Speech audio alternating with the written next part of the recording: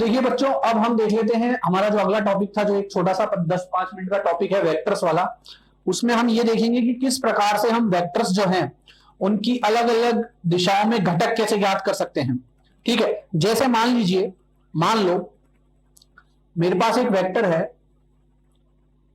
इस तरीके से, ए वेक्टर है या आर वेक्टर, ए वेक्टर मान लो इसको, ए वेक्टर है इस तरह से द्विविमीय। अगर गति की बात करूं मैं, एक्स अक्ष के साथ ये थीटा कोण बना रहा है, ठीक है, ये वाई अक्ष हो गई। एक बार ये मान लेता हूं, एक्स अक्ष है ये हमारी एक्स अक्ष है, ये हमारी वाई अक्ष। ये जो रिजल्ट, ये जो वेक्टर है ए वेक्टर, ये एक्स अक्ष के साथ थीटा कोण बना रहा है। तो एक्स दिशा में, एक्स अक्ष की दिशा में इसका घटक क्या होगा? तो ध्यान से सुनना, एक्स अक्ष की दिशा में इसका घटक होगा ए कॉस थीटा। ध्यान रखना, जहां थीटा होता है, जहां थीटा होता है उसके साथ तो कॉस आता है, और जो दूसरी साइड होती है जहां थीटा नहीं होता है वहां आता है साइन। तो वाई दिशा में इस वेक्टर का घटक क्या आएगा? ए साइन थीटा। समझ में आ गई बात? एक वेक्टर था ए वेक्टर, एक्स अक्ष के साथ थीटा कोण बना रहा था, वाई अक्ष के साथ हमें पता नहीं कितना कोण बना रहा है ये। वाई अक्ष के साथ अगर मैं देखूं तो 90 माइनस थीटा हो जाएगा। वैसे क्या हो जाएगा? 90 माइनस थीटा, क्योंकि ये पूरा कोण कितने डिग्री का होगा? 90 डिग्री का, क्योंकि एक्स और वाई अक्ष के बीच में कोण कितने डिग्री का होता है? 90 डिग्री का होता है। ठीक है, तो कोई ए वेक्टर था जो एक्स अक्ष के साथ थीटा कोण बना रहा था, तो एक्स अक्ष में इसका घटक क्या आएगा? ए कॉस थीटा, और वाई अक्ष में इसका घटक क्या आएगा? ए साइन थीटा। चलो इसको उदाहरण की मदद से समझते हैं, ध्यान से देखिए। मान लो एक वेक्टर है इस तरीके से, ठीक है, इसका परिमाण है 3। एक वेक्टर है इस दिशा में, इसका परिमाण है मान लो 5। ये मान लो यहां पे कोण बना रहा है 30 डिग्री, ये मान लो यहां कोण बना रहा है 60 डिग्री। ठीक है, तो अब अगर मैं इस वेक्टर की इस दिशा में घटक ज्ञात करना चाहूंगा तो कितना आएगा? 3 साइन 30, इसका 3 कॉस 30, थीटा के साथ जो दिशा होगी उसका क्या आएगा? कॉस। इस वेक्टर का इस दिशा में घटक ज्ञात करूंगा तो वाई दिशा में घटक ज्ञात करूंगा तो कितना आएगा? 3 साइन 30। इसी प्रकार इस वेक्टर का एक्स दिशा में घटक ज्ञात करूंगा तो कितना आएगा? 5 कॉस 60। इसका वाई दिशा में घटक ज्ञात करूंगा तो कितना आएगा? वाई दिशा में इसका घटक ज्ञात करूंगा तो कितना आएगा? 5 साइन 60। बात आ गई समझ में? तो इस प्रकार से आप किसी दिए हुए सदिश के अलग अलग जो है दिशाओं में घटक ज्ञात कर सकते हैं। ठीक है, अच्छा जरूरी नहीं हर बार थीटा यही हो। मान लो मैं ऐसे दे दूं, अब ध्यान से सुनना, मान लो मैं ऐसे दे दूं, आप ये मत सोचना कि एक्स दिशा में ही हम थीटा लेंगे। मान लो ऐसे दे देता हूं कि ये 5 है, अब की बार थीटा वाई दिशा के साथ दे दिया मैंने 30 डिग्री। तो अब ये मत रट लेना कि वाई के साथ साइन आता है, नहीं, रटना क्या है या ध्यान क्या रखना है आपको कि थीटा के साथ कॉस आता है। अब थीटा यहां आ रहा है इस बार, तो आपका जो ये घटक होगा ये वाई दिशा में कितना हो जाएगा? 5 कॉस 30, और एक्स दिशा में कितना हो जाएगा? 5 साइन 30। समझ में आ गई बात? जहां थीटा है, जो थीटा जिसके साथ है, थीटा जिसके साथ है उसके साथ तो कॉस आता है, और जिसके साथ कोण नहीं दिया हुआ होता है उसके साथ साइन आता है। बात आ गई समझ में? ठीक है, ये 30 अगर यहां की जगह यहां होता, ठीक है, हालांकि ये 60 हो जाता, ये 30 जो है वो यहां की जगह यहां होता मान लो, तो अब आप क्या लिखते? इस दिशा में इसका घटक कितना आता? 3 कॉस 30, और इस दिशा में घटक कितना आता? 3 साइन 30, क्योंकि थीटा ये वाला ले रहे हैं हम। अगर थीटा ये वाला लेते तो इस दिशा में घटक कितना आता? इस दिशा में तो आता 3 कॉस 60, और इस दिशा में घटक आता इसका 3 साइन 60। तो जो कोण आप ले रहे हो, जो भी कोण आप ले रहे हो उसके साथ में उसकी जो मैं कह सकता हूं उसके साथ में उसके एडजेसेंट या उसके आसन्न जो दिशा है उसके साथ हमेशा कॉस लेना है आपको। समझ में आ गई बात? ठीक है, तो ये होते हैं हमारे घटक ज्ञात करना अलग अलग दिशाओं में। अच्छा मॉड ए और बता देता हूं मैं इसमें आपको। मान लीजिए एक्स दिशा में आपको घटक दे दिया है, कोई कुछ इस तरीके से दे दिया है कि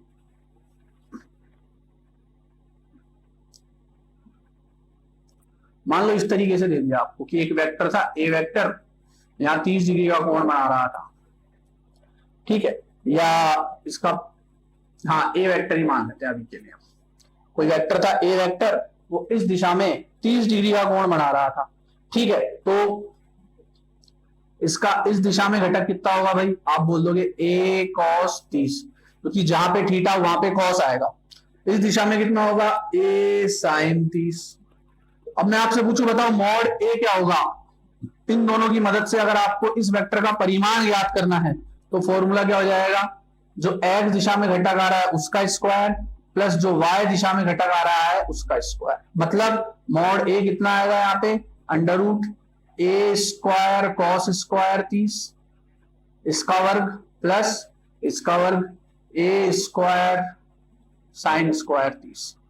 बात आ गई समझ में। फिर ए स्क्वायर वगैरह कॉमन लेके जो भी आएगा वो हम कर सकते हैं। समझ में आ गई क्या बात, ठीक है। तो मॉड ए क्या होता है, एक्स दिशा के घटक का वर्ग प्लस वाई दिशा के घटक का वर्ग, अगर आपको परिमाण याद करना है, ठीक है।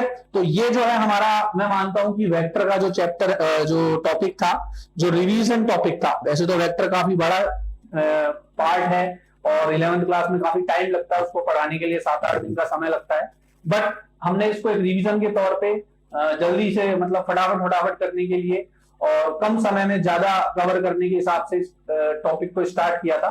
और आज हमारा ये जो टॉपिक है मैं मानता हूँ यहाँ समाप्त हो गया है। बट फिर भी अगर आप लोग 11th क्लास की किताब में कोई चीज पढ़ते हैं वेक्टर से संबंधित, जो कि आपको पढ़नी चाहिए, बिल्कुल 11th का चैप्टर बिल्कुल पढ़ना चाहिए वेक्टर वाला। वापस अगले वाले पार्ट में जैसे हम जाएंगे गॉस का जो नियम है उसमें, तो आप देखेंगे वेक्टर जो है बहुत ज्यादा काम आ रहा है अगर ढंग से पढ़ेंगे तो, ठीक है। ऊपर से पढ़ेंगे, रटने के पर्पज से पढ़ेंगे, समझने के पर्पज से नहीं पढ़ेंगे तो वेक्टर की जरूरत नहीं पड़ेगी। बट अगर गहराई में समझना है कि जो चीज दी हुई है वो क्यों दी हुई है, तो वेक्टर बहुत ज्यादा काम आएगा आपके, ठीक है। तो वेक्टर को आपको 11th क्लास की बुक से भी पढ़ना है। और कोई भी टॉपिक अगर आपको समझ में नहीं आया है, यहाँ जो हो गए हैं उनके अलावा भी कोई टॉपिक अगर आपको समझ में नहीं आया है जो हमने यहाँ नहीं लिया, ठीक है, बट 11th क्लास में था, आपने पढ़ा, आपको नहीं आया, या यहाँ जो हो गए हैं उसमें कुछ समझ में नहीं आया है, तो कमेंट बॉक्स में या ग्रुप में आप मुझे भेजिए समस्या अपनी, आपकी समस्या का पूरा समाधान किया जाएगा, ठीक है।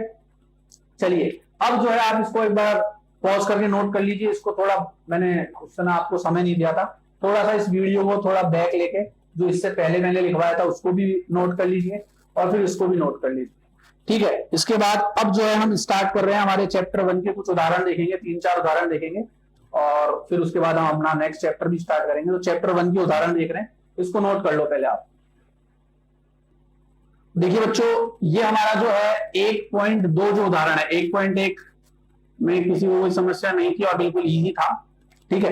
कहीं ना कहीं क्वांटाइजेशन, जो मैंने फॉर्मूला पढ़ाया था आपको क्वांटाइजेशन का, क्वांटीकरण का, Q बराबर NE, उसी पे आधारित न्यूमेरिकल्स हैं जो अभी हम देख रहे हैं क्वांटाइजेशन वाले पार्ट पे, क्वांटीकरण वाले पार्ट पे। तो उस पे आधारित ये सेकंड नंबर का जो उदाहरण था वो अब हम देख रहे हैं। सेकंड नंबर का उदाहरण क्या था, किसी वस्तु को इतना आवेशित किया जाता है कि उसके द्रव्यमान में 9.1 नैनोग्राम की वृद्धि हो जाती है, ठीक है। तब कितने इलेक्ट्रॉन वस्तु को दिए गए आवेश का मान एवं प्रकृति ज्ञात करें। तो सबसे पहले हम फर्स्ट पार्ट देखते हैं, उससे पहले हम समझ लेते हैं वापस क्वेश्चन क्या कह रहे हैं। किसी वस्तु को इतना आवेशित किया जाता है, किसी वस्तु को आवेशित किया गया। अब आवेशित या तो धनावेशित किया जाता है या ऋणावेशित किया जाता है, आपको पता है, ठीक है। और आवेशित करने पर क्या होता है, वस्तु की जो बेसिक जो संरचना होती है, मतलब उसमें अगर मान लो कोई वस्तु आवेशित नहीं है तो मैंने बताया था जितने इलेक्ट्रॉन्स होते हैं उतने ही क्या होते हैं उसमें प्रोटॉन्स, तो वस्तु आवेशित नहीं होगी, ठीक है। ना ऋण आवेशित होगी ना धनावेशित, उदासीन होगी वो, ठीक है। वस्तु को आवेशित करने का मतलब क्या है, या तो इलेक्ट्रॉनों की संख्या कम हुई है या इलेक्ट्रॉनों की संख्या ज्यादा हुई है। मैंने बताया था पॉजिटिव चार्ज में कुछ कमी नहीं ज्यादा नहीं होती, पॉजिटिव चार्ज जितने हैं उतने ही रहते हैं, या तो इलेक्ट्रॉन ज्यादा होते हैं या इलेक्ट्रॉन कम होते हैं, ठीक है। कि उसके द्रव्यमान में तो इतना आवेशित किया गया कि उसके द्रव्यमान में इतने नैनोग्राम की वृद्धि हो जाती है। अब देखो वृद्धि हो रही है द्रव्यमान में, तो कहीं ना कहीं आवेश दिए गए हैं उसे, कमी होती तो हम कहते थे कि आवेश लिए गए हैं उससे, पर द्रव्यमान बढ़ गया, द्रव्यमान बढ़ गया मतलब कुछ और चीज उसमें ऐड कर दी, तो क्या ऐड कर दिया, आवेश, ठीक है। और ऐड या देते या लेते क्या है हम, इलेक्ट्रॉन, तो कहीं ना कहीं हमने इसे इलेक्ट्रॉन दिए होंगे, ठीक है। तो तब कितने इलेक्ट्रॉन वस्तु को दिए गए, तो सीधा सीधा क्वेश्चन यहां से भी आ गया, इलेक्ट्रॉन दिए क्यों गए, क्योंकि उसका द्रव्यमान बढ़ रहा है। द्रव्यमान बढ़ रहा है मतलब कोई चीज हम दे रहे हैं, और आपको पता है देते या लेते क्या है, इलेक्ट्रॉन। ठीक है, तो कितने इलेक्ट्रॉन वस्तु को दिए गए, सबसे पहले इसको देख लेते हैं हम। ठीक है, तो मैं यहाँ पे इसको लिख देता हूं, तो इसका हल देख लेता हूं मैं। सबसे पहले आप लिखेंगे माना वस्तु का द्रव्यमान या प्रारंभिक द्रव्यमान।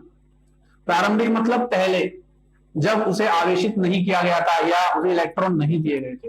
प्रारंभिक द्रव्यमान m मान लेता हूं मैं। ठीक है, अब द्रव्यमान में वृद्धि हुई है, तो द्रव्यमान में वृद्धि, तो वृद्धि को मैं दर्शा रहा हूं डेल्टा m से। पहले द्रव्यमान m था, वृद्धि हो गई डेल्टा m से। कितनी हुई थी भाई द्रव्यमान में वृद्धि? 9.1 नैनोग्राम। 9.1 नैनोग्राम, नैनो का मतलब क्या होता है? 9.1 इंटू 10 की घात -9। ठीक है, एन का मतलब क्या होता है? नैनो, 10 की घात -9। अच्छा ये भाई ये ग्राम में है। ठीक है, हम ऐसा ही मात्रक में लेंगे तो किलोग्राम में बदलना पड़ेगा, तो इसमें 1000 का भाग भी देना पड़ेगा ग्राम को किलोग्राम में बदलने के लिए। समझ में आ गई बात? तो अब मैं कहीं ना कहीं कह सकता हूं कि भाई जो डेल्टा एम है हमारा, वो क्या हो गया? 9.1 इंटू 10 की घात माइनस, देखो ये 1000 है, 1000 का मतलब क्या है? 10 की घात 3। ये 10 की घात 3 ऊपर जाके क्या हो जाएगा? 10 की घात -3, तो ये हो जाएगा -9 इंटू 10 की घात -3 बराबर 9.1 इंटू 10 की घात -12 किलोग्राम। ठीक है, -9 और -3 आधार समान है, घातें जुड़ गई, -9 और -3 -12, तो ये किलोग्राम में बदल दिया हमने। ठीक है, क्योंकि हमें ऐसा ही मात्रक में ही बदलना होता है सब कुछ। अब जो हमारा जो क्वेश्चन है, फर्स्ट क्वेश्चन, वो क्या कह रहा है कि कितने इलेक्ट्रॉन वस्तु को दिए गए, कितने इलेक्ट्रॉन वस्तु को दिए गए। अब इसे अगर मैं मान लो एक सिंपल से उदाहरण से समझूं, ध्यान से देखना, एक सिंपल से उदाहरण से समझता हूं मैं। ध्यान से देखो, मान लो एक बहुत बड़ा बक्सा था, उसमें 2-2 किलो के 10 बक्से रखे हुए थे।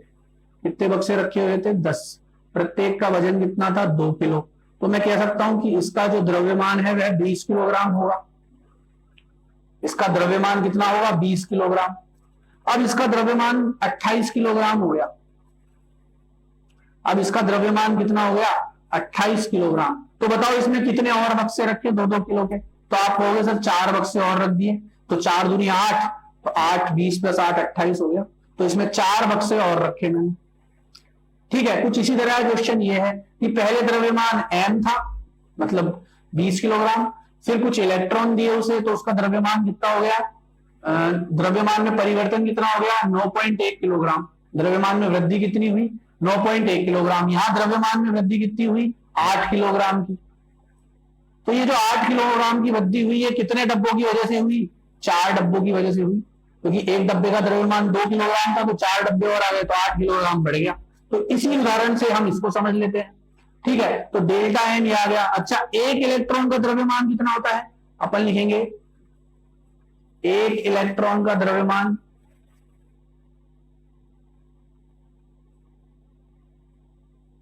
एक इलेक्ट्रॉन का द्रव्यमान कितना होता है?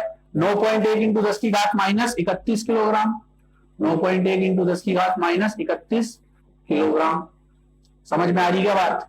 एक इलेक्ट्रॉन का द्रव्यमान ये है, एक डब्बे का द्रव्यमान 2 किलो था। ठीक है, तो इलेक्ट्रॉनों की संख्या ज्ञात कर सकता हूं क्या मैं यहां पे? इलेक्ट्रॉन की संख्या कैसे याद करूंगा? द्रव्यमान में वृद्धि कितनी हुई थी भाई? 8 किलो की। द्रव्यमान में वृद्धि कितनी हुई थी? 8 किलो की। तो कितने डब्बे आपने उसमें ऐड किए थे? तो एक डब्बे का द्रव्यमान कितना था? 2, तो 2 का भाग इसमें दे दो, तो 4 डब्बे ऐड किए थे। तो जो वृद्धि हुई उसमें एक डब्बे के द्रव्यमान का भाग दे दिया। ऐसे ही यहां भी हम क्या करेंगे? जो वृद्धि हुई 9.1 इंटू 10 की घात -12 किलोग्राम वृद्धि हुई थी, इसमें एक इलेक्ट्रॉन का भाग दे दो, एक इलेक्ट्रॉन के द्रव्यमान का भाग दे दो। बात आई समझ में? तो आपको पता लग जाएगा कितने इलेक्ट्रॉन दिए। वृद्धि में एक डब्बे का भाग दिया था तो 4 डब्बे निकल के आए थे। वृद्धि में एक इलेक्ट्रॉन का भाग दे दूंगा तो मुझे पता लग जाएगा कितने इलेक्ट्रॉनों की वजह से ये द्रव्यमान में वृद्धि हुई थी। ठीक है, तो चलो 9.1 से तो 9.1 कट जाएगा, और यहां क्या आ जाएगा? 10 की घात -12 और ये ऊपर जाके हो जाएगा 10 की घात 31। तो 31 में से हम 12 घटा देंगे तो कितना आएगा 10 की घात 19। समझ में आ गई बात? तो इसको मैं यहां लिख देता हूं, क्या जाएगा 10 की घात -12 इंटू 10 की घात 31 बराबर 10 की घात 31 में से 12 जाएगा तो 19 इलेक्ट्रॉन। ठीक है, तो जिन क्वेश्चंस को आप अपनी किसी छोटी सी उदाहरण से जोड़ सकते हो, किसी छोटे उदाहरण से जोड़ लिया करो। समझ में आ गई बात? जहां जोड़ सकते हो वहां जोड़ लो, जहां नहीं जोड़ सकते हो वहां ठीक है कोई बात नहीं, लेकिन अगर जोड़ सकते हो तो जोड़ लो। ठीक है, तो जैसे मैंने पहले आपको बताया था, ये थोड़ा मैंने नीचे लिख दिया शायद दिखा नहीं होगा, फिर बता देता हूं। ये 20 किलोग्राम का एक बक्सा था, इसमें 2-2 किलोग्राम के 10 डब्बे रखे हुए थे। एक का द्रव्यमान कितना था 2 किलोग्राम। इस डब्बे का द्रव्यमान अब 28 किलोग्राम हो गया। तो बताओ और कितने डब्बे जोड़े? तो आपने बोला सर 4 डब्बे जोड़े। कैसे पता लगा? बोले सर वृद्धि जो हुई वो 8 किलोग्राम की हुई। वृद्धि कितने किलोग्राम की हुई? पहले इसका द्रव्यमान था 20 किलो, अब इसका द्रव्यमान 28 किलो, वृद्धि हुई 8 किलोग्राम की। एक डब्बे का द्रव्यमान 2 था, एक डब्बे का द्रव्यमान 2 किलोग्राम था, तो इसका 2 किलोग्राम का भाग दिया तो पता लग गया 4 डब्बे। ऐसे ही वृद्धि में 1 इलेक्ट्रॉन की द्रव्यमान का भाग दिया तो इलेक्ट्रॉनों की संख्या आ गई। बात आ गई क्या समझ में? चलिए सेकंड, वो आपसे क्या पूछ रहा था? आवेश का मान और प्रकृति याद कीजिए कि कितना आवेश, जो आपने आवेशित किया तो कितना आवेशित किया, तो आपको पता लगाना पड़ेगा कि भैया इतने इलेक्ट्रॉनों में, इतने इलेक्ट्रॉन जो उसको आपने दिए, इतने इलेक्ट्रॉन जो उसको आपने दिए उसमें कितना आवेश आपने उसको दिया या कितना आवेशित उसको किया। तो उसके लिए हम किसका फॉर्मूला लगा देंगे? क्वांटीकरण का। ठीक है, क्वांटीकरण वाला फॉर्मूला क्या था? Q बराबर NE, जहां Q क्या होता था? कितना आवेश होगा वस्तु पर। N क्या होता था? N होता था इलेक्ट्रॉनों की संख्या, और E क्या होता था? एक इलेक्ट्रॉन पर आवेश। ठीक है, तो यहां इस वस्तु पर कितना आवेश होगा भाई, ये हमें याद करना है। तो Q बराबर N, N क्या होती है? इलेक्ट्रॉनों की संख्या। कितने इलेक्ट्रॉन दिए थे? 10 की घात 19 इंटू एक इलेक्ट्रॉन पर आवेश कितना बताया था मैंने आपको? एक इलेक्ट्रॉन पर आवेश था 1.6 इंटू 10 की घात 1.6 इंटू 10 की घात -19 कूलाम। ठीक है, तो इसको अपन कर लेंगे। तो आप देखेंगे कि 10 की घात 19 10 की घात -19 कैंसिल हो जाएगा, ये दोनों कैंसिल हो जाएंगे, तो कितना बचेगा? 1.6 कूलाम। समझ में आ गई बात? तो ये था हमारा 1.2 वाला उदाहरण, इसको आप पॉज करके नोट कर लीजिए। फिर 1.3 उदाहरण। अच्छा, इसमें प्रकृति भी पूछिए आपसे, प्रकृति याद करें तो सीधी सी बात है, मैंने आपको शुरू में बता दिया था, अगर ऋण आवेशित होती है कोई वस्तु तो उससे इलेक्ट्रॉन लिए जाते हैं, और धन आवेशित होती है, धन आवेशित होती है तो इलेक्ट्रॉन लिए जाते हैं, और ऋण आवेशित होती है तो इलेक्ट्रॉन दिए जाते हैं। यहाँ हम इलेक्ट्रॉन दे रहे हैं, वस्तु को इलेक्ट्रॉन क्या किए गए हैं? दिए गए हैं। दिए गए हैं, इसका मतलब वस्तु क्या होगी? ऋण आवेशित होगी। तो लिख देना, क्योंकि वस्तु को इलेक्ट्रॉन दिए गए हैं इसलिए वस्तु क्या होगी? आवेश क्या होगा? ऋण आवेशित होगा, या वस्तु क्या होगी? ऋण आवेशित होगी। समझ में आ गई बात? इसको नोट कर लो पॉज करके, फिर अगला उदाहरण देखते हैं। देखिए बच्चों, हमारा क्वेश्चन है, अगला जो क्वेश्चन है 1.3 वाला जो उदाहरण है, वो क्या कह रहा है? एक कप जल 250 ग्राम है। एक कप जल में मैं मान लेता हूं कि 250 ग्राम जो है, एक कप जल है, सॉरी एक कप में 250 ग्राम जो है जल आता है, ऐसा मान लिया गया है। ठीक है, तो इसमें कितनी मात्रा में धन तथा ऋण आवेश होते हैं? तो ये पूछ रहा है आपसे कि इसमें कितनी मात्रा में धन और ऋण आवेश होंगे। धन और ऋण आवेश याद करने हैं आपको। इसका मतलब क्या है? मात्रा पूछ रहा है वो आपसे। मात्रा का क्या मतलब है? कितने कूलाम आवेश होगा, ये पूछ रहा है वो आपसे। यहाँ पे आपसे आवेशों की संख्या नहीं पूछ रहा है कि भैया कितने इलेक्ट्रॉन या कितने प्रोटॉन होंगे। यह आपसे पूछ रहा है आवेश की मात्रा। मात्रा मतलब कूलाम में कितना आवेश होगा। कहीं ना कहीं आपसे क्यू का मान पूछ रहा है, और क्यू का मान याद करना है तो फॉर्मूला है क्यू बराबर NE, जहां E तो एक इलेक्ट्रॉन पर आवेश होता है, N क्या होता है? इलेक्ट्रॉनों की या जो भी आवेश है, पॉजिटिव है या नेगेटिव है, उनकी संख्या, इलेक्ट्रॉन या प्रोटॉन की संख्या। अब भैया ये बताओ कि इलेक्ट्रॉन प्रोटॉन की संख्या कैसे याद करें? तो मेन चीज हमें ये याद करनी है। अगर ये याद कर लेंगे तो ये तो आ जाएगा, तो क्योंकि इसका मान हमें पता है 1.6 इंटू 10 की घात -19, ये अगर हम याद कर लेते हैं, ये याद करने का मतलब क्या है कि 250 ग्राम जल में कितने इलेक्ट्रॉन या प्रोटॉन है, ये दोनों पूछ रहा है आपसे, धन तथा ऋण आवेश।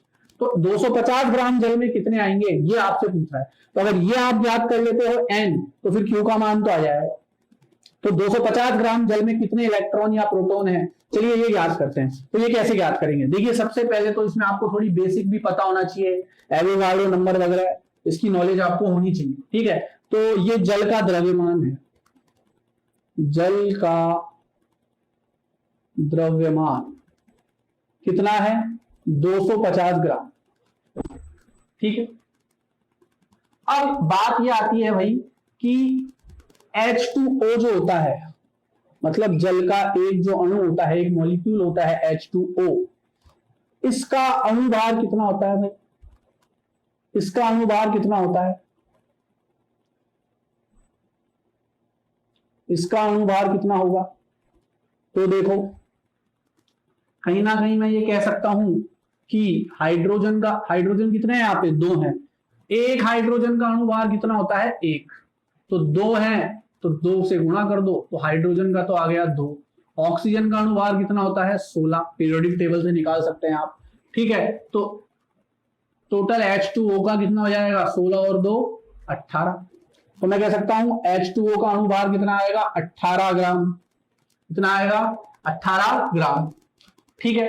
अब ये आपसे पूछेगा, अब आपको क्या याद करना है भाई कि 18 ग्राम आ गया एक H2O में, एक H2O में कितना आ गया 18 ग्राम, सॉरी एक H2O, एक अणु जो है जल का, उसका भार कितना आ गया 18 ग्राम आ गया, ठीक है। अच्छा 18 ग्राम जल में या 18 ग्राम जो जल है, 18 ग्राम जो जल है,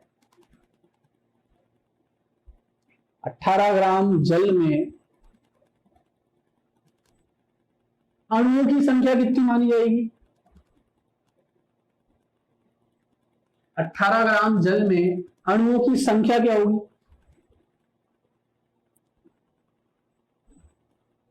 तो 18 ग्राम जल में अणुओं की संख्या कितनी होगी, एक एवोगाड्रो नंबर के बराबर होती है, ग्राम प्रति मोल आपने सीखा हुआ है, ठीक है। तो ये होगी, एवोगाड्रो नंबर होता है हमारा 6.02 इंटू 10⁻23, ठीक है, एवोगाड्रो नंबर कहते हैं इसको। तो 18 ग्राम जल में अणुओं की संख्या कितनी होगी, इतनी होगी। 18 ग्राम जल में अणुओं की संख्या कितनी होगी, इतनी होगी, ठीक है। तो भैया 250 ग्राम जल में या 1 कप जल में 250 ग्राम जल में अणुओं की संख्या कितनी होगी। अगर 18 ग्राम में इतनी है तो 1 ग्राम में 6.02 इंटू 10⁻23/18, समझ में आ रही है बात। अगर 18 ग्राम में इतनी है तो 1 ग्राम में इसमें 18 का भाग दे दो, तो 250 ग्राम में इसको 250 से गुणा कर दो, समझ में आ गई क्या बात। इसको 250 से क्या कर दो, गुणा, ठीक है। तो ये कितना आ जाएगा आपका, इसको अपन अगर हल, इसको ऐसा करो, हल मत करो, इसको अभी इतना ही छोड़ दो, इसको हल करने की जरूरत नहीं है, इसको इतना ही छोड़ दो अभी आप। तो ये जो है आपका आ गया अणुओं की संख्या किसमें, 250 ग्राम जल में, किसमें आ गई 250 ग्राम जल में क्या आ गई, अणुओं की संख्या आ गई, ठीक है। अब आपको ये पता लगाना पड़ेगा इसमें कि भाई ठीक है इतने हमारे अणु होते हैं 250 ग्राम जल में, ये बात तो हम मान गए, ठीक है। अब जल के एक अणु में इलेक्ट्रॉन या प्रोटॉन की संख्या कितनी होती है, ये देखो, जल के एक अणु में इलेक्ट्रॉन या प्रोटॉन की संख्या कितनी होती है। एक मॉलिक्यूल जो होता है जल का, उसमें कितने इलेक्ट्रॉन या प्रोटॉन आएंगे। तो देखो जल के एक अणु में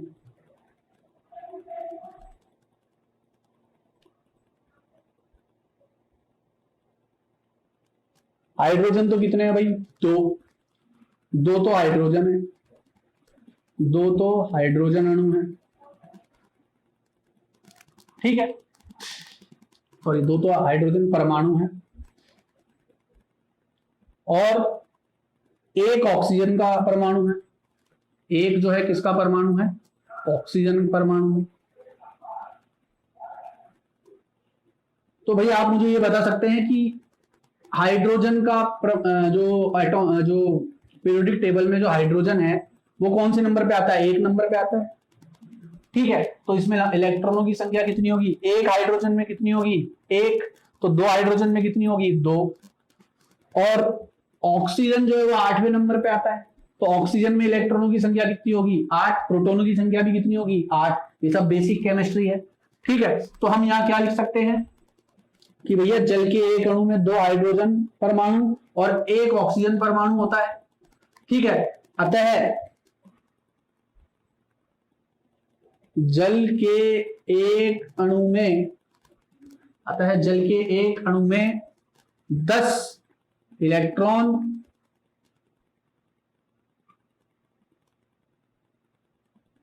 व 10 प्रोटॉन होते हैं। क्यों होते हैं ये मैंने आपको बता दिया। हाइड्रोजन का स्थान नंबर 1 पे आता है, ऑक्सीजन का 8 पे आता है। ठीक है, आगे बात समझ में, एटॉमिक नंबर।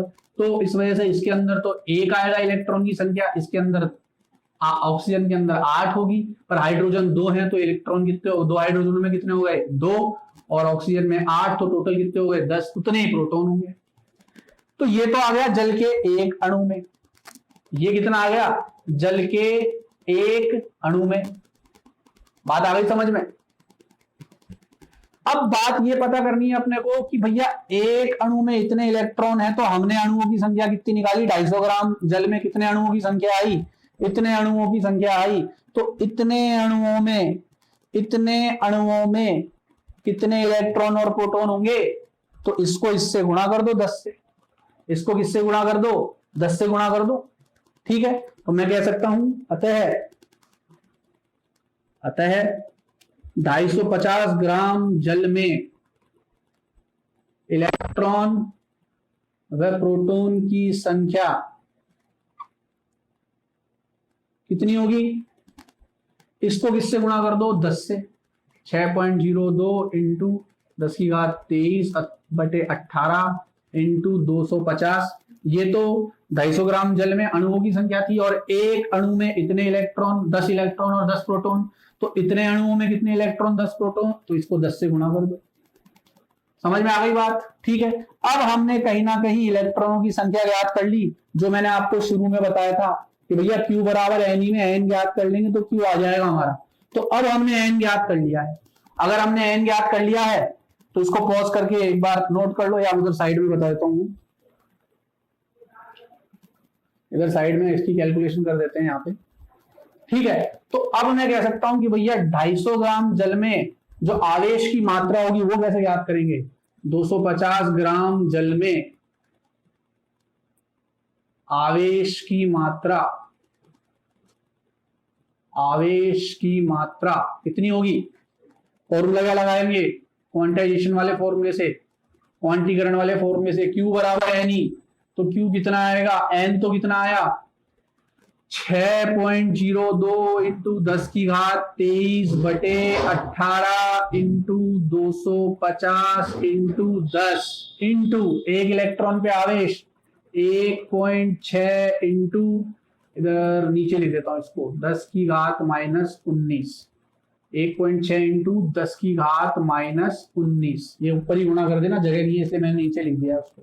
ठीक है, इतने कूलाम का आवेश जो है वह 250 ग्राम जल में होगा। इसको हल कर लेना आप, तो जो उत्तर निकल के आएगा आपका कैलकुलेशन में, उतना कूलाम का आवेश जो है आपके इसमें जल में होगा।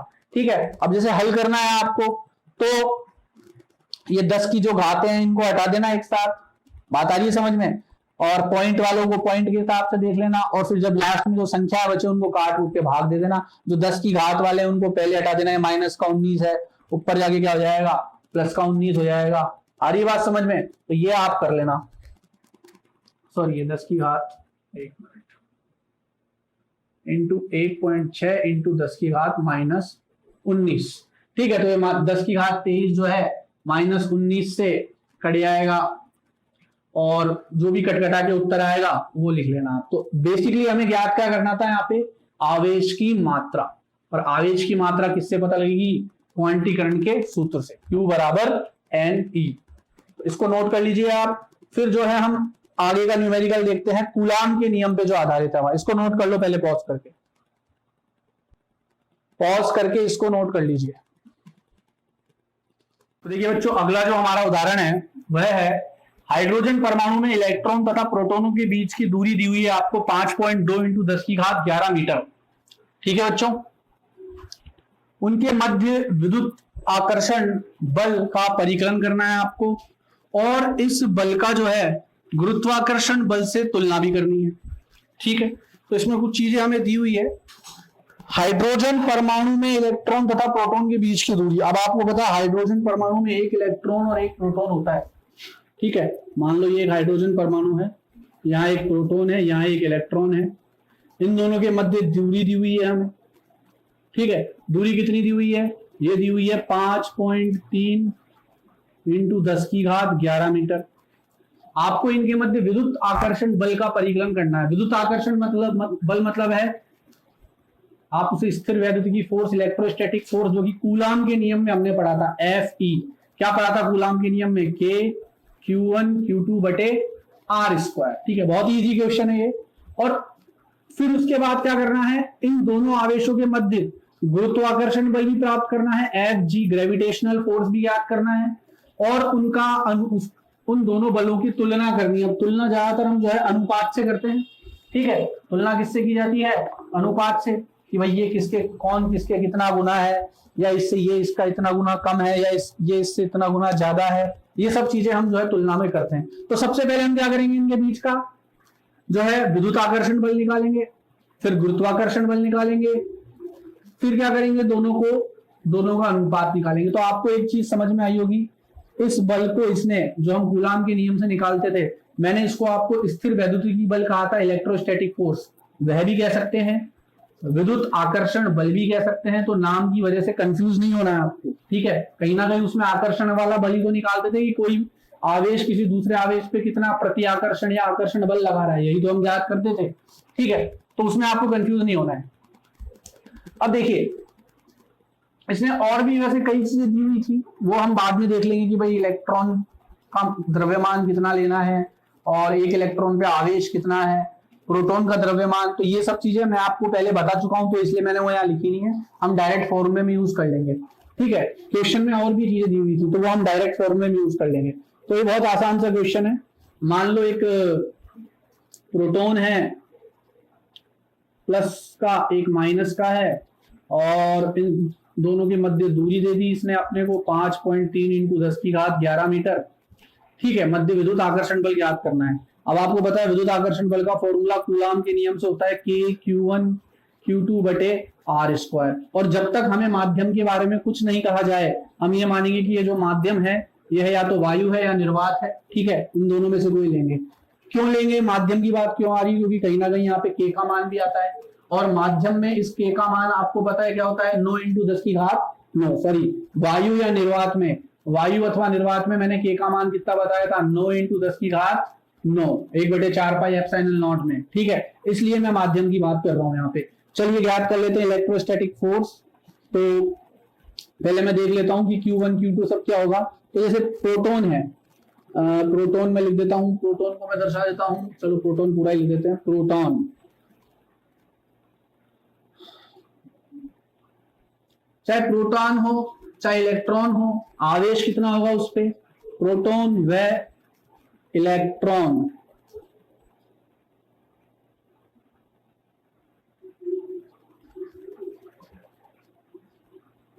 पर आवेश कितना होगा भाई?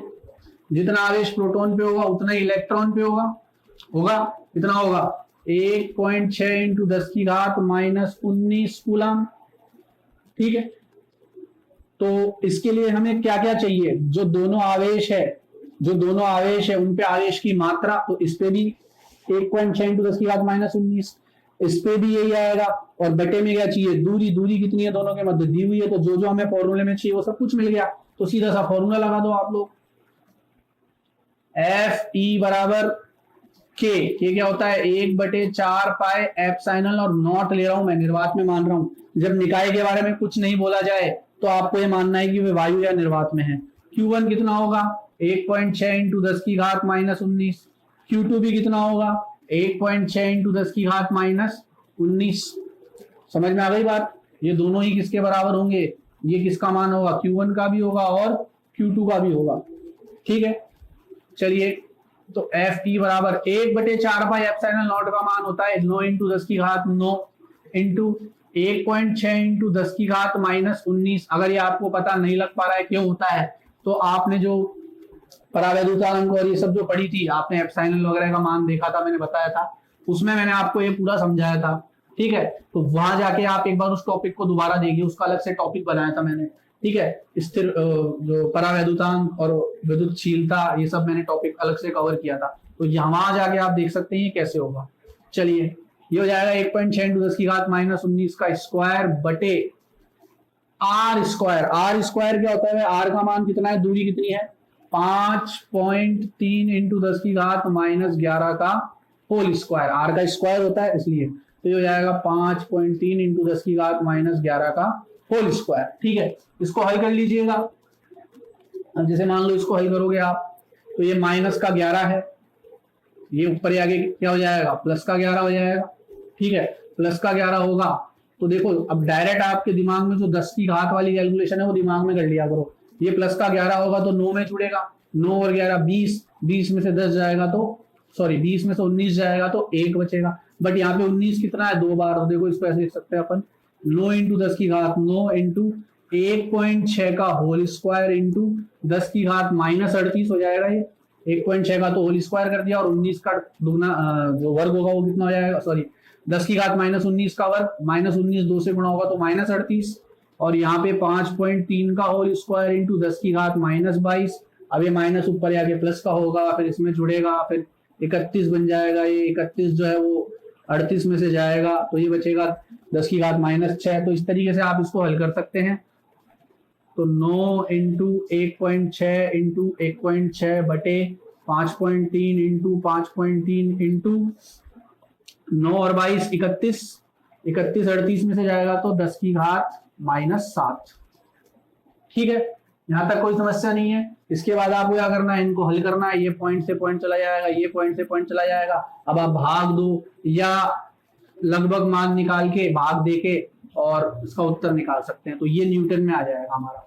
समझ में आ गई बात। तो ये तो आ गया हमारा इलेक्ट्रोस्टैटिक फोर्स। पॉज करके इसको नोट कर लो, फिर ग्रेविटेशनल फोर्स भी निकाल लेते हैं। पॉज करके इसको नोट कर लो, फिर ग्रेविटेशनल फोर्स निकाल लेते हैं।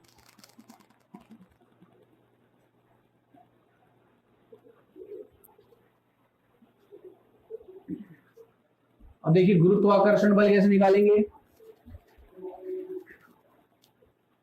Gm1 m2 बटे आर स्क्वायर, जहां G क्या होता है ग्रेविटेशनल कांस्टेंट, M1 M2 क्या होता है जिन वस्तुओं के मध्य आप गुरुत्वाकर्षण बल निकाल रहे हो उनके द्रव्यमान, और R क्या होता है उन दोनों के मध्य की दूरी। ठीक है, तो चलिए Fg निकाल लेते हैं। इसमें हमें जो चीजें चाहिए वो देख लेते हैं पहले, क्या क्या चाहिए और हमारे पास है क्या। G का मान ग्रेविटेशनल कांस्टेंट होता है ये। ठीक है, और आपको पता है जो G का मान होता है वो होता है 6.67 इंटू 10 की घात -11 newton metre square kilogram square. ठीक है, newton metre square kilogram square, newton metre square kilogram की घात -2। अच्छा, M1 क्या होता है, M1 जो होता है वो होता है हमारा पहली वस्तु का द्रव्यमान। पहली वस्तु मान लो प्रोटॉन है, तो प्रोटॉन का द्रव्यमान M1 मान लेता हूं मैं। ठीक है, प्रोटॉन का द्रव्यमान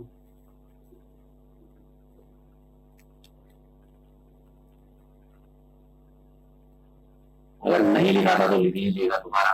प्रोटॉन का द्रव्यमान है 1.67 इंटू 10 की घात -27 किलोग्राम। समझ में आ गई बात।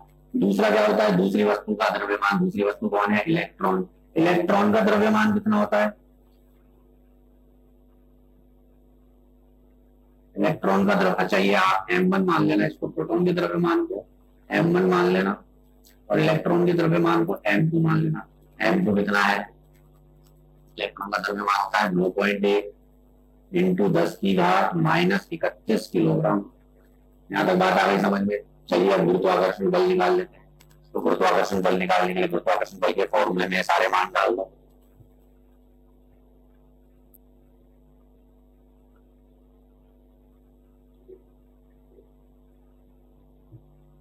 एफ जी बराबर जी कितना है भाई, जी मैंने बताया 6.67 इंटू 10 की घात -11 इंटू m1 कितना है, m1 है 1.67 इंटू 10 की घात -27। इसको थोड़ा इधर लिख देता हूँ, जगह कम पड़ेगी।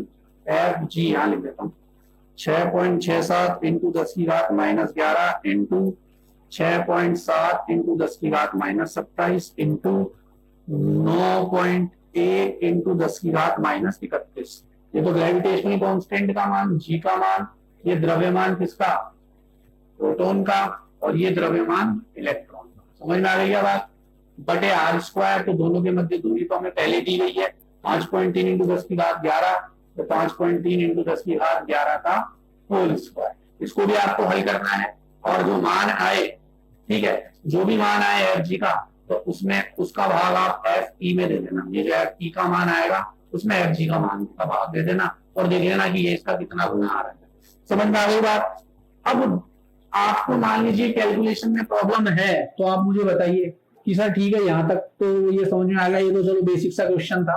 अगर कैलकुलेशन में दिक्कत आती है आपको, कैलकुलेशन करने में, गुणा वगैरह करने में, कैलकुलेशन अगर इतनी फास्ट नहीं है, तो देखो पहली बात तो कैलकुलेशन फास्ट करने के लिए कुछ चीजें हैं जो तो हमें आनी चाहिए, जैसे बेसिक जो हम छोटी क्लास में सीखते आए हैं, पहाड़े, वर्ग, घन, घनमूल, ठीक है, ये सब तो हमें पता होनी चाहिए। कुछ संख्याओं के घनमूल हमें घन याद होने चाहिए कि इसका घन ये होता है, घनमूल ये होता है। दूसरा, पॉइंटों में उनके मान याद होने चाहिए, फ्रैक्शंस में। अगर ये सब चीजों में आपको प्रॉब्लम है तो फिर आप मुझे बताइए, मैं ऐसी उम्मीद करके चल रहा हूँ कि ये काटना वगैरह और कैलकुलेशन करने में दिक्कत नहीं आएगी, बट फिर भी आती है तो फिर आप मुझे बताइए, ठीक है। तो उसके लिए मैं फिर आपको अलग से जो है एक क्लास लेके, क्योंकि अगर अभी मैं इसमें कैलकुलेशन करने लगूंगा तो वीडियो काफी लंबा हो जाएगा फिर, ठीक है। तो इस वजह से ये चीज मैं आपके ऊपर छोड़ रहा हूँ। जो बेसिक चीज है न्यूमेरिकल की, जो हमें बनाना है, न्यूमेरिकल को शुरू करना है, वो मैं आपको बता रहा हूँ। जो अगर आपको प्रॉब्लम आती है, और ये वैसे भी उदाहरण है किताब में हल किए हुए हैं, तो इनमें दिक्कत आएगी भी नहीं। जब अनसॉल्व वाले क्वेश्चन आएंगे तो उनमें मैं आपको गणना करना भी बता दूंगा, ठीक है। जो पीछे हमारे एक्सरसाइज के क्वेश्चन है न्यूमेरिकल्स, उनमें मैं आपको गणना करना भी बता दूंगा कि गणना कैसे करनी है, ठीक है। फिलहाल इसको उतार लीजिए आप। और अब जो है हम हमारे जो न्यूमेरिकल्स वाला पार्ट है उसको यही रोक रहे हैं। अब हम रोजाना कुछ न्यूमेरिकल्स देखेंगे, पहले उदाहरण वाले, फिर पीछे वाले देखेंगे, कुछ न्यूमेरिकल्स देखेंगे, कुछ हम सेकंड पार्ट जो सेकंड चैप्टर है हमारा वो देखेंगे। तो अब हम आ जाते हैं हमारे सेकंड चैप्टर पे, इसको आप नोट कर लीजिए। अब हम सेकंड चैप्टर देख रहे हैं, हमारा सेकंड चैप्टर स्टार्ट कर रहे हैं हम।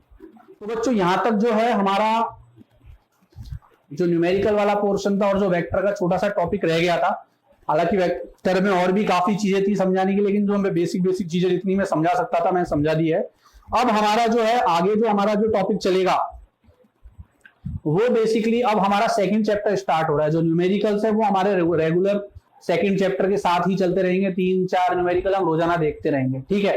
जिन न्यूमेरिकल्स में आपको ज्यादा समस्या आएगी उन न्यूमेरिकल्स को मैं आपको ज्यादा डिटेल में समझा दूंगा, आ गई बात समझ में। और उसके अलावा जो हमारा जो बेसिक जो है वो रोजाना इतना थोड़ा बहुत चलता रहेगा, ठीक है, न्यूमेरिकल्स का पार्ट, साथ में सेकंड चैप्टर चलेगा। तो आज जो है हम बेसिकली चैप्टर नंबर 2 स्टार्ट करने जा रहे हैं। हमारा चैप्टर नंबर 2 है गॉस का नियम, ठीक है, मेन गॉस का नियम है। और गॉस के नियम के लिए इस चैप्टर में हम कर क्या रहे हैं वो देख लेते हैं, थोड़ा सा इसका इंट्रोडक्शन देख लेते हैं। देखो इस चैप्टर में हम क्या करेंगे, अब तक हम जो बात करके आए थे वो बिंदु आवेशों की बात करके आए थे कि 2 बिंदु आवेश लिए, उनके मध्य बल ज्ञात कर लिया, उनका विद्युत क्षेत्र ज्ञात कर लिया, विद्युत क्षेत्र की तीव्रता ज्ञात कर ली, ये सब हमने किया था। अब हम क्या करेंगे, अब बिंदु आवेश नहीं है, एक आवेश ना लेके किसी निकाय में या किसी सरफेस पे या किसी सतह पे या किसी क्षेत्र पे अगर बहुत से आवेश हों तो वहां हम कूलाम का नियम कैसे लगाएंगे, वहां हम जो है विद्युत क्षेत्र कैसे ज्ञात करेंगे, विद्युत क्षेत्र की तीव्रता कैसे ज्ञात करेंगे, ये सब चीजें हम देखेंगे। तो उसमें हमारा जो गॉस का नियम है वो बहुत काम आएगा, ठीक है। तो आगे हम बढ़ेंगे। तो देखो गॉस के नियम को समझने से पहले जो हमारा सबसे मेन जो चीज है जो समझने की है वो है हमारा विद्युत फ्लक्स, इलेक्ट्रिक फ्लक्स। तो अभी हम सबसे पहले जो हमारा स्टार्ट कर रहे हैं वो है इलेक्ट्रिक फ्लक्स। तो ये जो गॉस के इस चैप्टर में हम बेसिकली जो जटिल निकाय होते हैं या मुश्किल जो निकाय होते हैं उनका आसानी से किस प्रकार से हम जो है विद्युत क्षेत्र ज्ञात कर सकते हैं, उनका इलेक्ट्रिक फ्लक्स कैसे ज्ञात करेंगे, ये सब चीजें हम देखेंगे। तो सबसे पहले हम समझते हैं इलेक्ट्रिक फ्लक्स क्या होता है। तो इलेक्ट्रिक फ्लक्स अब देखेंगे, तो आप सभी लोग जो है बड़े ध्यान से देखिए इस लेक्चर को, और सेकंड चैप्टर के और नोट्स साथ में बनाते रहिए आप, ठीक है। चलिए तो हम इलेक्ट्रिक फ्लक्स देख लेते हैं। ठीक है बच्चों, तो देखो गाउस का नियम व उसके अनुप्रयोग, ये हमारा पार्ट है, पार्ट 2। और गाउस के नियम के लिए जैसा कि मैंने आपको बताया कि जो थोड़े जटिल जो निकाय होते हैं उनके विद्युत क्षेत्र ज्ञात करने के लिए हम जो है गाउस के नियम का प्रयोग करते हैं। और विद्युत क्षेत्र पहले हमने बिंदु आवेशों के लिए ज्ञात किया था फर्स्ट चैप्टर में, वहां जो हमने आवेश लिए थे वो बिंदु आवेश लिए थे। अब हम क्या करेंगे, कोई सतह लेंगे या कोई वस्तु लेंगे जिसपे बहुत सारे आवेश हैं। अब उस बिंदु पे, उस सतह पे जो विद्युत क्षेत्र होता है वह अलग अलग भी हो सकता है, समान भी हो सकता है, एक समान भी हो सकता है। तो उसकी वजह से, उन आवेशों की वजह से कितना टोटल विद्युत क्षेत्र होगा, ये सब हम देखेंगे। बट सबसे पहले गाउस का नियम तो बाद में है, उसके पहले हमें देखना है विद्युत फ्लक्स। ठीक है बच्चों, विद्युत फ्लक्स।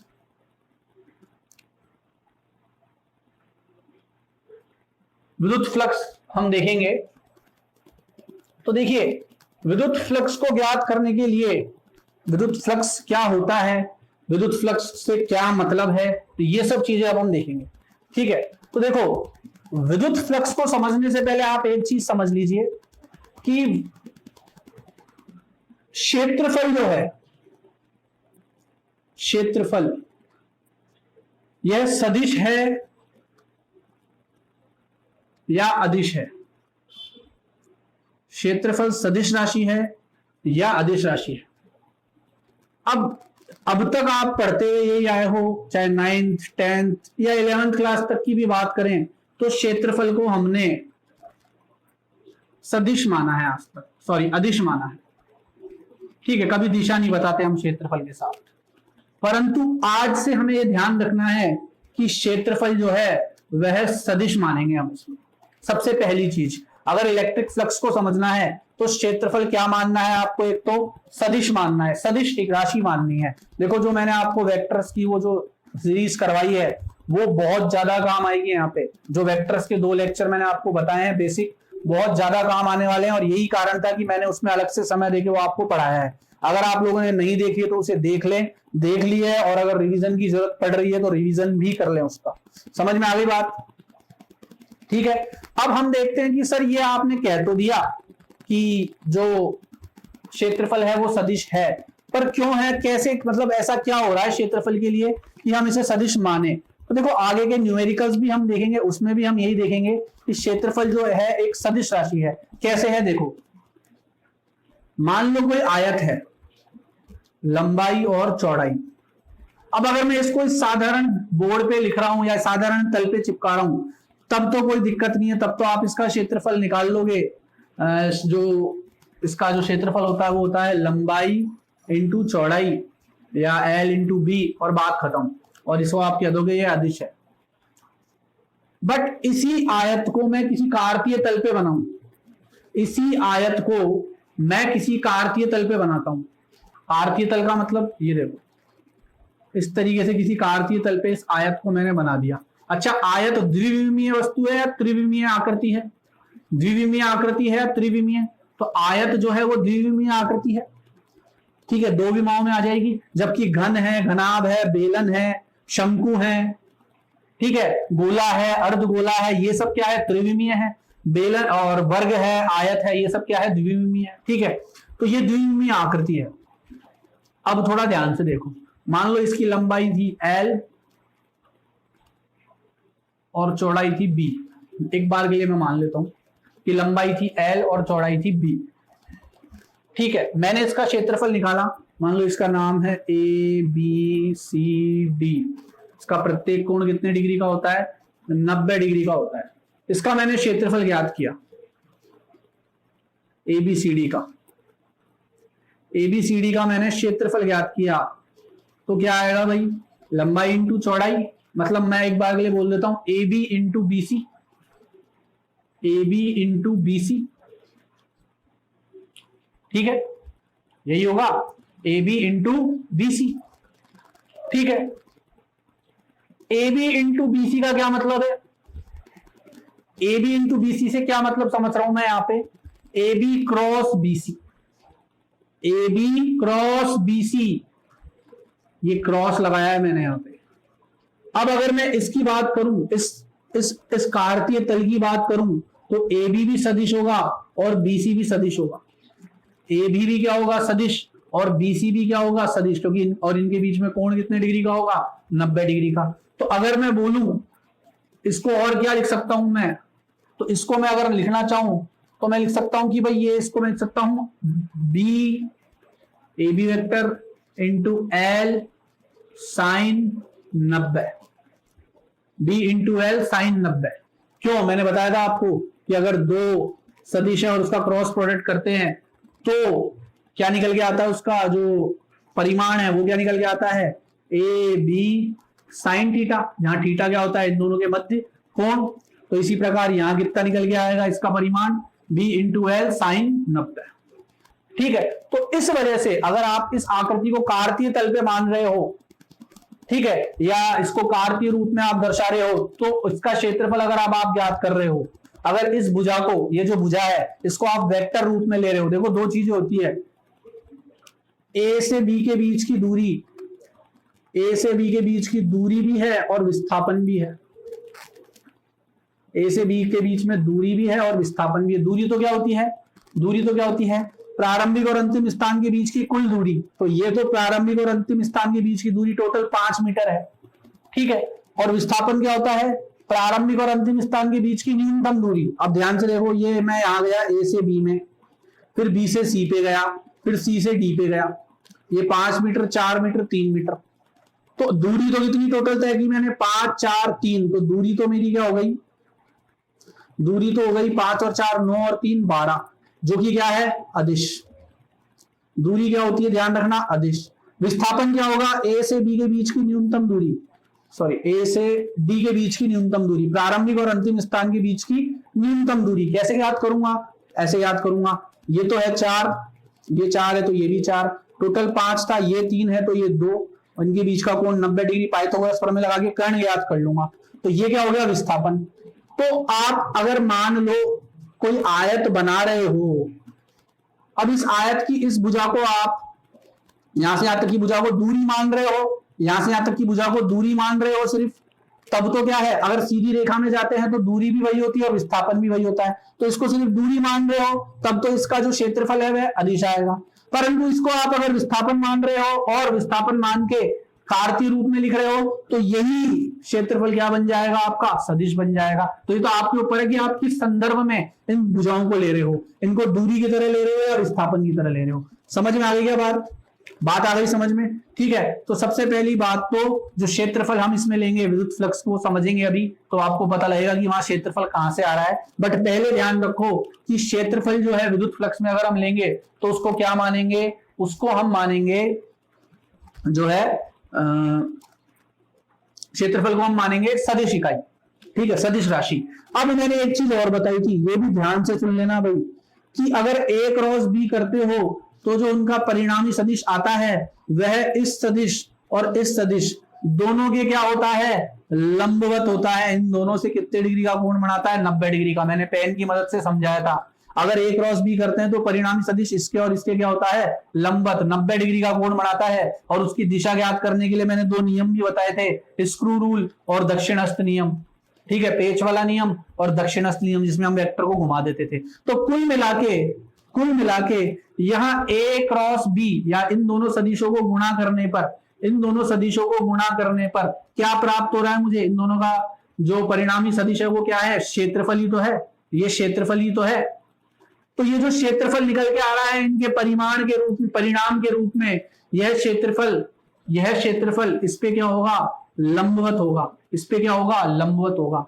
तो हमेशा ध्यान रखना, अगर क्षेत्रफल सदिश लेते हो, क्षेत्रफल यदि सदिश होगा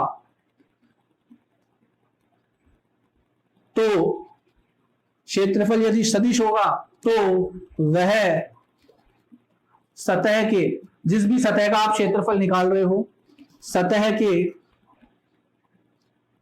लंबवत होगा। मतलब उसकी दिशा क्या होगी? हमेशा लंबवत होगी। वह सदैव सतह के लंबवत होगा। तो इसका जो मतलब इसका जो पूरा क्षेत्रफल निकल के आएगा वह इस पे क्या होगा, लंबवत होगा। इसके साथ कितने डिग्री का कोण बनाएगा, 90 डिग्री का। कुल मिला के यहाँ पे क्षेत्रफल सदिश है तो उसका परिमाण तो ये आ गया, क्षेत्रफल का परिमाण तो ये आ गया, ए बी का परिमाण इंटू बीसी का परिमाण इंटू साइन लेते थे हम क्रॉस प्रोडक्ट में। क्रॉस प्रोडक्ट में क्या लेते थे, क्रॉस प्रोडक्ट में हम साइन लेते थे, तो साइन आ गया।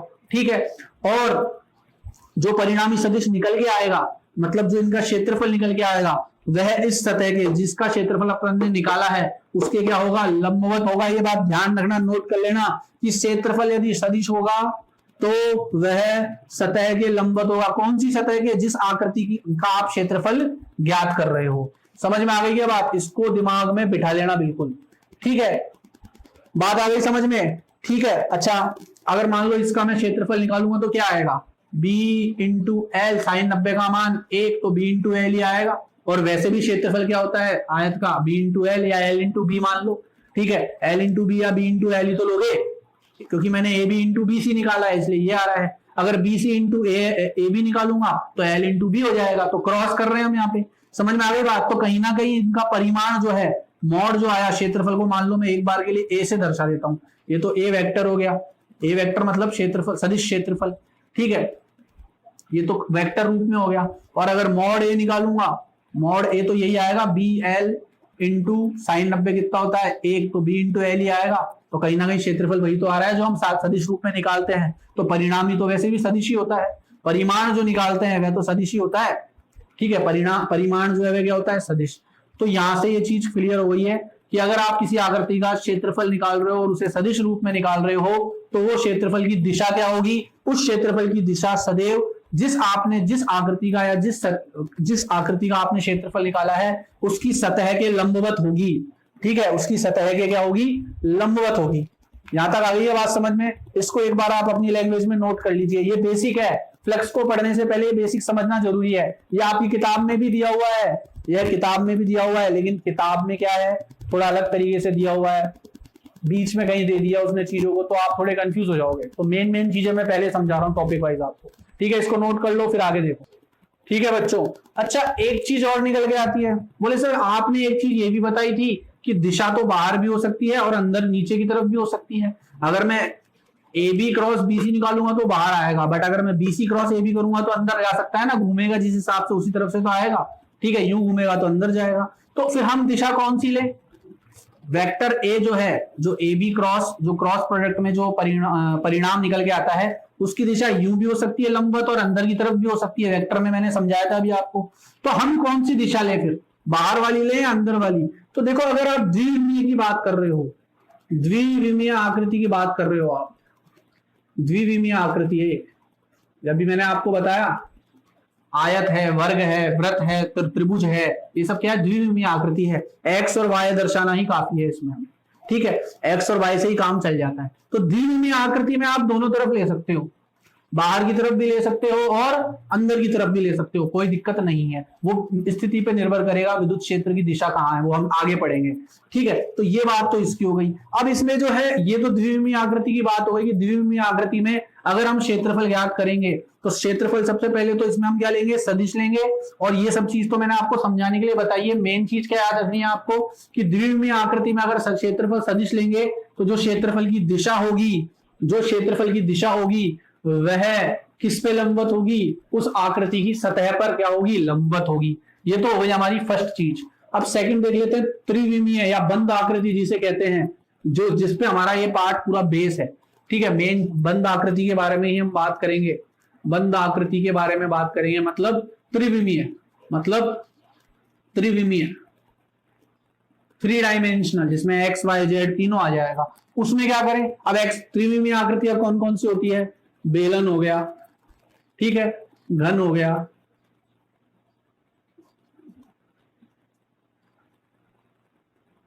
घन हो गया आपका, घनाभ हो गया, इन पे आपके न्यूमेरिकल्स भी मिलेंगे आपको। ठीक है, गोला हो गया। ठीक है, ये सब क्या है, त्रिविमीय आकृतियां हैं। तो त्रिविमीय आकृतियों में क्या होगा भाई, चलो तो घन का उदाहरण लेके समझा देता हूं मैं आपको। ये जैसे मान लो एक घन है, ये त्रिविमीय आकृति है। ठीक है, आ गई बात समझ में।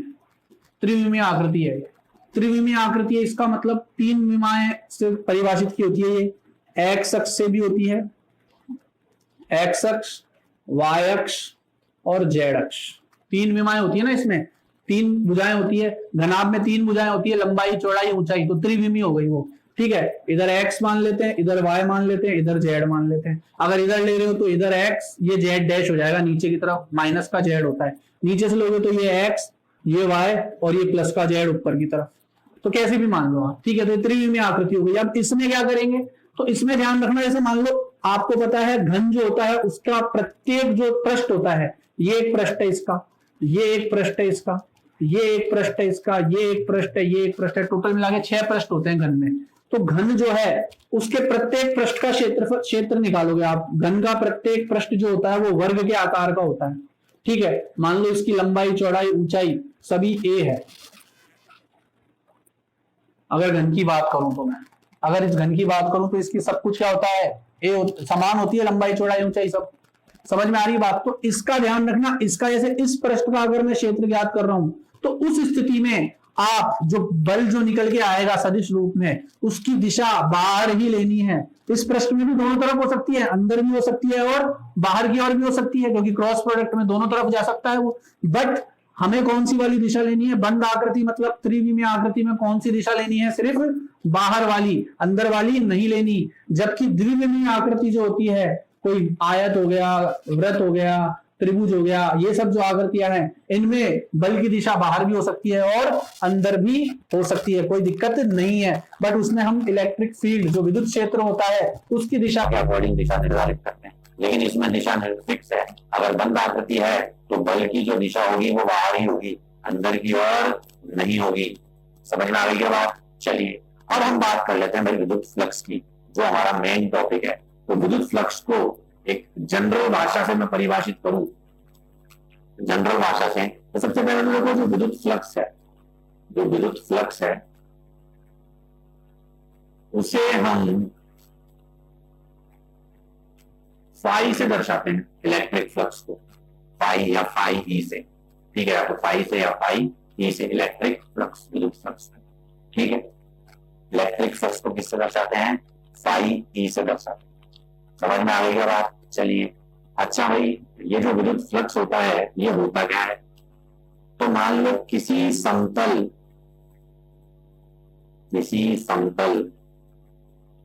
या कोई प्लेन है, कोई समतल है, किसी समतल, ध्यान से सुनना, किसी समतल सतह के क्षेत्रफल से, किसी समतल सतह के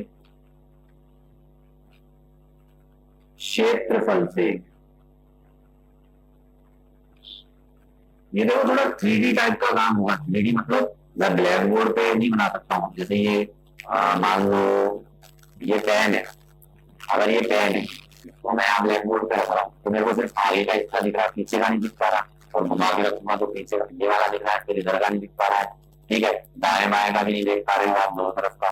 तो क्यों? क्योंकि एक 3D चीज है, त्रिविमीय आकृति है। तो थोड़ा अपने दिमाग में कल्पना ढंग से करना, क्योंकि यहाँ पे त्रिविमीय आकृतियों की बात करेंगे। हालांकि मैं कुछ एनिमेशन के द्वारा भी आपको समझा दूंगा, बट फिर भी अपनी कल्पना के दिमाग में कल्पना रखना कि हाँ भाई हम त्रिविमीय की बात कर रहे हैं, तो त्रिविमीय आकृति दिमाग में आपके आ जानी चाहिए सोच में। समझ में आ रही बात? तो किसी समतल सतह के क्षेत्रफल से लंबवत गुजरने वाली विद्युत रेखाएं, लंबवत गुजरने वाली विद्युत रेखाओं की, ठीक है, किसी समतल सतह के क्षेत्रफल से लंबवत गुजरने वाली विद्युत रेखाएं, विद्युत क्षेत्र की रेखाएं, विद्युत क्षेत्र की रेखाएं देखा था आपने, विद्युत क्षेत्र की रेखाएं, यहाँ लिख देता हूँ, विद्युत क्षेत्र की रेखाओं की, विद्युत क्षेत्र की रेखाओं की संख्या विद्युत फ्लक्स कहलाता है। ये एक जनरल मैंने परिभाषा दी है आपको, कहलाती है। इसको समझते हैं, इसका मतलब क्या है। किसी समतल सतह के क्षेत्रफल से लंबवत गुजरने वाली विद्युत क्षेत्र की रेखाओं की संख्या विद्युत फ्लक्स कहलाती है। विद्युत फ्लक्स कहलाती है। अब इसको हम जनरली समझ लेते हैं कि इसका मतलब क्या है भाई, क्या कहना क्या चाह रहे हैं अपन। तो देखो, मान लो एक सतह है इस तरीके से, ये सतह बनाई मैंने। अब यहां से कुछ विद्युत क्षेत्र की रेखाएं जा रही है, इस तरीके से निकल रही है, यहां से जा रही है। जैसे मान लो मैं कोई पृष्ठ लूं, कोई कॉपी की मदद से आपको समझा देता हूं। जैसे ये एक कॉपी है, ठीक है, ये एक कॉपी है, ठीक है, ये इस तरीके से रखी हुई है, और यहाँ से विद्युत क्षेत्र रेखा घुस रही है और यहाँ से पीछे से निकल रही है, या पीछे से आ रही है और यहाँ से निकल रही है, पीछे से आ रही है यहाँ से निकल रही है, तो इस क्षेत्र से निकल रही है। समझ में आ रही है बात। तो इसे कि मैं दर्शा रहा हूं इस चित्र के माध्यम से। यहाँ से गई, यहाँ से निकली, यहाँ से गई, यहाँ से निकली, पीछे से जा रही है, आगे से आ रही है, ठीक है। तो ये जो विद्युत क्षेत्र रेखाएं, और विद्युत क्षेत्र रेखाएं भी कैसी, इसी समतल, ये समतल सतह के क्षेत्रफल से, ये इसका क्षेत्रफल है समतल सतह का, लंबवत गुजरने वाली, ये सब इससे क्या है 90 डिग्री का कोण बना रही है। वही ये रेखाएं, ये सभी रेखाएं जो गुजर रही है, ये सतह से कितने डिग्री का कोण बना रही है, लंबवत 90 डिग्री का। गुजरने वाली विद्युत क्षेत्र की रेखाओं की संख्या, विद्युत क्षेत्र की रेखाओं की संख्या क्या कहलाती है, विद्युत फ्लक्स कहलाती है। अब यहां से जैसे मान लो 4 जो है विद्युत क्षेत्र रेखाएं निकली, यहाँ से कितनी क्षेत्र रेखाएं निकली, 4। तो मैं यहाँ क्या कह दूंगा, यहाँ विद्युत फ्लक्स फाई कितना है, 4 है। समझ में आ गई बात। इस क्षेत्र से कितनी क्षेत्र रेखाएं, विद्युत क्षेत्र रेखाएं निकली, उसको दर्शा, वही जो संख्या होगी, जितनी विद्युत क्षेत्र रेखा यहाँ से निकलेगी, वह संख्या ही क्या कहलाएगी, विद्युत फ्लक्स कहलाएगी। तो यहाँ से कितनी बोल सकता हूं मैं, 4 विद्युत क्षेत्र रेखाएं निकली। समझ में आ गई क्या बात, आ गई बात समझ में, ठीक है। चलिए अब विद्युत क्षेत्र रेखाओं का फॉर्मूला याद कर लेते हैं, सॉरी विद्युत फ्लक्स का फॉर्मूला याद कर लेते हैं। विद्युत फ्लक्स का फॉर्मूला क्या होता है, तो देखो इसी से हम याद कर लेंगे, ये जो हमने भी याद किया है इसी पे डिपेंड करेगा सब। अच्छा भाई एक बात बताओ मेरे को, आपने विद्युत क्षेत्र रेखाओं की प्रॉपर्टीज पढ़ी थी, गुणधर्म बताए थे मैंने, कम से कम 15-16 गुणधर्म बताए थे, ठीक है। तो मैंने उसमें क्या देखा था कि विद्युत क्षेत्र जितना अधिक होता है, विद्युत क्षेत्र जितना अधिक होता है, विद्युत क्षेत्र की रेखाओं का घनत्व उतना ही ज्यादा होता है, उतनी ही पास पास होती है। जैसे मैंने आपको बताया था कि मान लो कोई आवेश था, उसमें से कोई विद्युत क्षेत्र की रेखाएं निकल रही थी, इस तरीके से निकलती थी, ठीक है। जहां विद्युत क्षेत्र ज्यादा होता था वहां घनत्व ज्यादा होता था, उतने क्षेत्र में फिर कम होते होते होते एक विद्युत क्षेत्र की रेखा ही रह जाती थी आगे जाके। हम समझ में आ रही बात। तो यहाँ ज्यादा था तो 4 रेखाएं निकलती थी, यहाँ 3 था, यहाँ 2 हुई।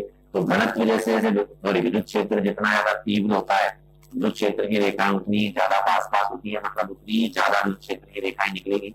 इसका मतलब जितनी, मैंने क्या बताया, कितनी विद्युत क्षेत्र की रेखाएं निकल रही है, ये कौन दर्शा रहा है, हमारा विद्युत फ्लक्स। और विद्युत क्षेत्र जितना ज्यादा घनत्व, विद्युत क्षेत्र जितना ज्यादा तीव्र होगा, जितना ज्यादा अधिक होगा, विद्युत क्षेत्र की रेखाएं भी उतनी अधिक होगी। तो कहीं ना कहीं मैं डायरेक्टली कह सकता हूं कि फ्लक्स जो है वह किसके अनुक्रमानुपाती है, इलेक्ट्रिक फील्ड के। क्योंकि इसकी तीव्रता, विद्युत क्षेत्र की तीव्रता जितनी अधिक, क्षेत्र रेखाएं भी उतनी अधिक, और क्षेत्र रेखाएं जितनी ज्यादा, फ्लक्स भी उतना ही ज्यादा। तो कहीं ना कहीं विद्युत क्षेत्र की तीव्रता किसके अनुक्रमानुपाती हो गई, फ्लक्स के। किसके अनुक्रमानुपाती हो गई, फ्लक्स के। कि फ्लक्स जितना ज्यादा, विद्युत क्षेत्र की तीव्रता उतनी अधिक, या विद्युत क्षेत्र की तीव्रता जितनी ज्यादा उतनी ज्यादा क्षेत्र रेखाएं, और जितनी ज्यादा क्षेत्र रेखाएं उतना अधिक फ्लक्स। समझ में आ गई बात। अच्छा इसको मैं और कैसे दर्शा सकता हूं, इसको मैं ऐसे दर्शा सकता हूं, एक चीज और बता सकता हूं मैं, मान लो इस क्षेत्रफल को बड़ा कर दूंगा, ये क्षेत्रफल मैंने बड़ा कर दिया, ये बड़ा कर दिया क्षेत्रफल। अब सीधी सी बात है, यहां से गुजरने वाली जो रेखाएं होंगी वो अधिक होंगी, अब पहले से ज्यादा होंगी।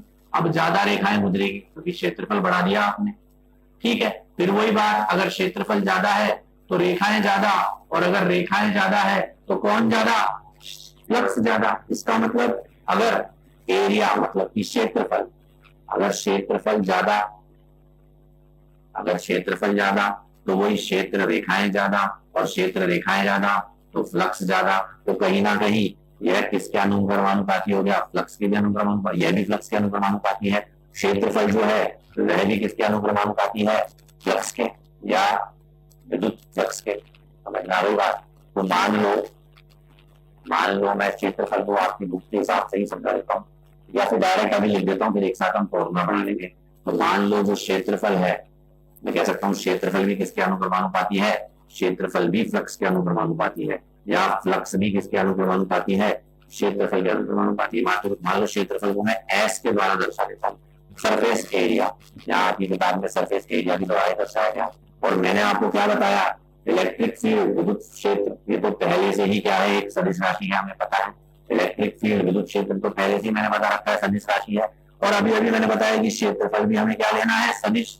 ठीक है। अच्छा, इसको और इसको मिलाऊं तो हमारे पास जो फॉर्मूला निकल के आएगा वो ये निकल के आएगा, ई डॉट एस। मतलब विद्युत फ्लक्स जो होता है वह किसके बराबर होता है, विद्युत क्षेत्र डॉट, ध्यान रखना डॉट प्रोडक्ट ले रहा हूं मैं, डॉट प्रोडक्ट ले रहा हूं, डॉट क्षेत्रफल। ठीक है। विद्युत क्षेत्र जो कि एक सदिश राशि है, क्षेत्रफल जो कि एक सदिश राशि माननी है आपको, इन दोनों के डॉट प्रोडक्ट के बराबर कौन होता है, विद्युत फ्लक्स। तो मैंने आपको बताया था जो डॉट प्रोडक्ट होता है वो अदिश गुणनफल होता है, और अदिश गुणनफल है तो इसका मतलब फ्लक्स का जो मान निकल के आएगा वो अदिश होगा। तो मैं कह सकता हूं विद्युत क्षेत्र जो है, सॉरी विद्युत फ्लक्स जो है वह क्या है, अदिश राशि है। विद्युत फ्लक्स क्या है, अदिश राशि। क्यों, क्योंकि डॉट प्रोडक्ट क्या होता है, अदिश होता है। डॉट प्रोडक्ट अदिश है तो इन दोनों का डॉट प्रोडक्ट अदिश निकल के आएगा। अगर ये अदिश निकल के आएगा तो फ्लक्स जो होगा वो भी क्या होगा, अदिश होगा। ठीक है बच्चों, तो ये एक हमारा फॉर्मूला निकल के आएगा। आज बच्चों हम इतना ही देखेंगे इसमें, और इसको आगे अगले वाले लेक्चर में हम कंटिन्यू करेंगे। आपके पहले वाले पार्ट के कुछ न्यूमेरिकल्स मिलेंगे, बट अगले वाले चैप्टर में हम पहले टॉपिक कवर करा करेंगे, फिर फर्स्ट चैप्टर के न्यूमेरिकल्स लिया करेंगे। समझ में आ गई बात। तो अगले वाले चैप्टर में हम इसको आगे बढ़ाएंगे, इलेक्ट्रिक फ्लक्स को। अभी फिलहाल आपको लिखने की कुछ जरूरत नहीं है, क्योंकि इन सभी को मैं सिस्टमेटिकली पॉइंट वाइज फिर से लिख लूंगा। आप ये चित्र वगैरह बनाना चाहें तो बना सकते हैं। तो एक चीज जो इंपॉर्टेंट हमें ध्यान रखनी है वह क्या है, कि इलेक्ट्रिक फ्लक्स निकालते समय जो क्षेत्रफल लेना है वह सदिश लेना है, और क्षेत्रफल जो होता है वह हमेशा जो समतल है जिसका क्षेत्रफल आप ज्ञात कर रहे हो उसके लंबवत होता है। अब लंबवत की दिशा दोनों हो सकती है, अंदर भी और बाहर भी। तो द्विविमीय मतलब, द्विविमीय मतलब खुली आकृति जो होती है, जब खुला क्षेत्र जिसे हम कहते हैं ओपन एरिया। ठीक है। द्विविमीय को क्या कहते हैं हम, ओपन एरिया। तो ओपन एरिया में या बाहर अंदर की, सॉरी द्विविमीय मतलब ओपन एरिया में तो हम, खुले क्षेत्र में तो हम दोनों तरफ ले सकते हैं, ऊपर की तरफ भी ले सकते हैं और अंदर की तरफ भी, क्या क्षेत्र पर। परंतु अगर बंद क्षेत्र है, समझ में आ रही बात, मतलब कि क्लोज्ड है, मतलब कि त्रिविमीय आकृति है, तो उस स्थिति में जो क्षेत्रफल की दिशा लोगे वह हमेशा बहिर्मुखी मतलब बाहर की ओर ही लोगे। अब आपको क्या करना है, ये जो आपकी किताब है इसमें इलेक्ट्रिक फ्लक्स खोल के देखना और एक बार पढ़ लेना। हालांकि कुछ चीजें हैं जो अब मैं आपको अगले लेक्चर में बताऊंगा, फिर भी एक बार पढ़ लेना ताकि जब मैं ये पढ़ाऊं तो आपको ढंग से समझ में आ सके। ठीक है बच्चों, आज हम इतना ही देखेंगे, बाकी अगली वाली क्लास में देखेंगे। धन्यवाद।